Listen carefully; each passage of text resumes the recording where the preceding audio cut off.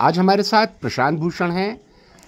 प्रशांत जी, देश की इस वक्त जो हालत है उसमें आपको क्या लगता है कि सबसे पहले नौजवान और समाज किस चीज़ पर ध्यान दे सकता है इस वक्त और आंदोलन किया जा सकता है?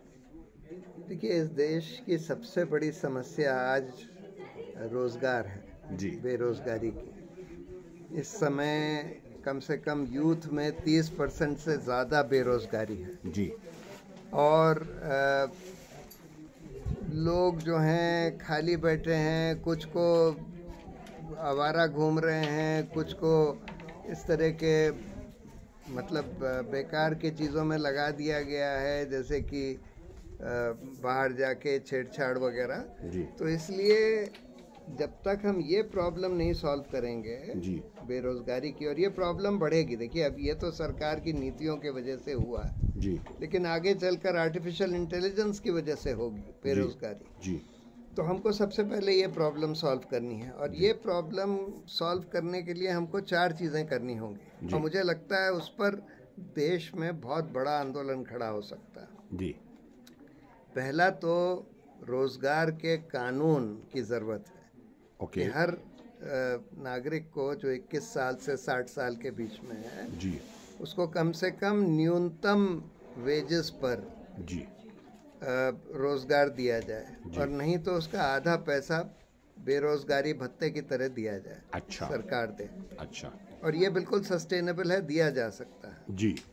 दूसरा कि 1 करोड़ सरकारी जॉब्स खाली पड़े हैं एजुकेशन में, हेल्थ में और पब्लिक सेक्टर में। जी। ये तुरंत ठोस तरीके से भरे जाए। जी।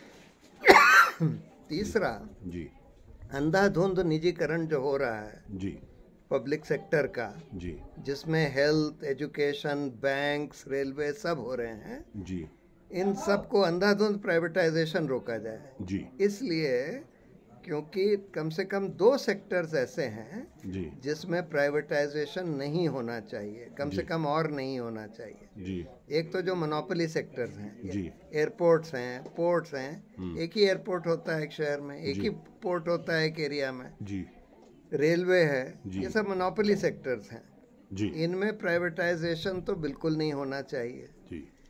फिर दूसरे कुछ सेक्टर्स हैं जैसे हेल्थ है, एजुकेशन है, बैंकिंग है, इसमें सब्सिडीज की ज़रूरत होती है जी। अब गरीब आदमी को एजुकेशन का रियल कॉस्ट नहीं दे सकता, हाँ, उसको सब्सिडाइज करना पड़ेगा। उसी तरह से हेल्थ केयर में सब्सिडाइज करना पड़ेगा। उसी तरह से बैंक्स को भी गरीब किसानों को, रेडी पटरी वालों को लोन देने पड़ेंगे जी, चाहे वो हो सकता है पैसा वापस ना आए जी। तो ये प्राइवेटाइजेशन रुकना चाहिए इन सेक्टर्स में जी, जो सरकार करती चली जा रही है। और चौथा, जो आजकल बहुत बड़े स्केल पर परमानेंट जॉब्स को भी कॉन्ट्रैक्ट पर दिया जा रहा है, टीचर्स को कॉन्ट्रैक्ट पर एम्प्लॉय किया जा रहा है, ये सब रुकना चाहिए, क्योंकि रेगुलर जॉब्स होने चाहिए। जो कॉन्ट्रैक्ट लेबर अबॉलिशन एक्ट इसीलिए बनाया गया था, लेकिन वो खत्म करके अब कुछ लेबर कोड्स ले आए हैं। तो मुझे लगता है कि इन 4 मुद्दों को रोजगार केंद्रित हैं, हाँ, इनके ऊपर एक बहुत बड़ा आंदोलन देश में खड़ा किया जा सकता है। और ज़रूरत यह है कि सिविल सोसाइटी को और जो हमारे एक्टिविस्ट हैं उन सब को मिलकर इस इशू पर एक बड़ा आंदोलन देश में खड़ा करना चाहिए। बेशक बेशक। बहुत बहुत शुक्रिया प्रशांत जी।